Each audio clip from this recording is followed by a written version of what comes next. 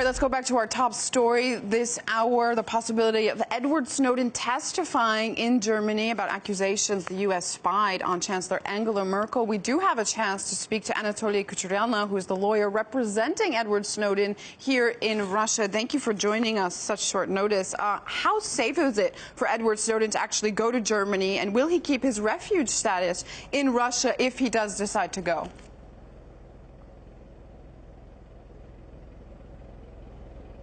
I must say that, of course, he can't leave Russia because, as we know, he got refugee status, and if he moves to a different country, then he loses the status.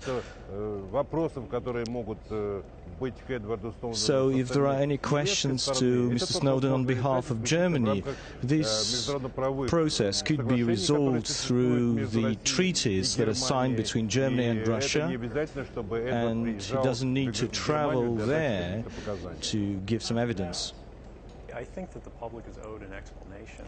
That's interesting. I just want to make it clear. So if Edward Snowden does go to testify in Germany, he will lose his refugee status here in Russia. One of the conditions providing him asylum in Russia, of course, was him stopping harming Washington. If he goes ahead and says, all right, I'm ready to give up my Russian refugee status, I want to testify, is that considered harming Washington?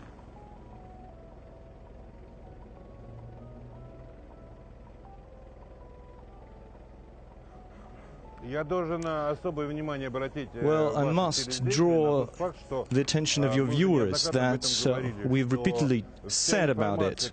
All the information that is being published today around the world is based on the materials that Edward Snowden has provided when he was still in Hong Kong, so he fully complies with the condition not to harm the U.S. interests.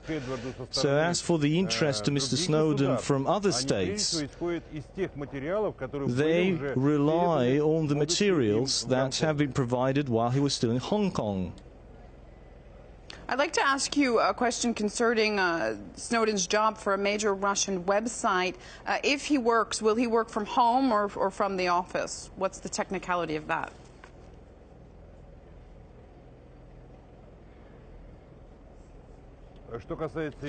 As for his job conditions and where he works, this information is not disclosed, and that has to do with his security. Do you know if he took the job because he was interested in doing this work for this website, or does he actually need the financial support? Does he need money? Well, first of all, I should say that any person who has the potential and the opportunity to realize his talents, and as we know, that Snowden is a qualified expert in IT technologies, so of course he reviewed the job offers, and there have been a lot of job offers, and of course the level of salary was important too. Why did he pick this website?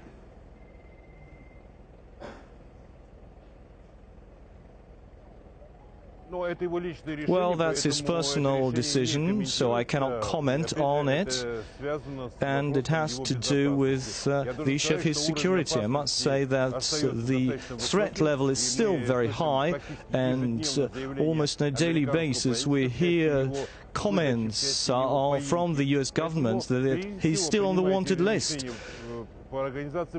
So in any of his decisions, he's guided by security issues. What level of danger is it here in Russia? What level of what kind of threat are we talking about?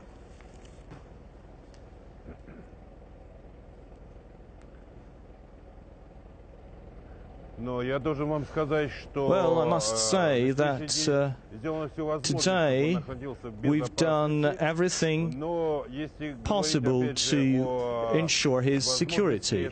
But there could be surveillance, there could be wiretapping. I will not comment on that, because those who follow the situation around Mr. Snowden fully realize in what ways U.S. special services could act. Now, Edward's temporary asylum expires next August. Do you have any idea, or has he shared with you any idea of what he possibly might do next?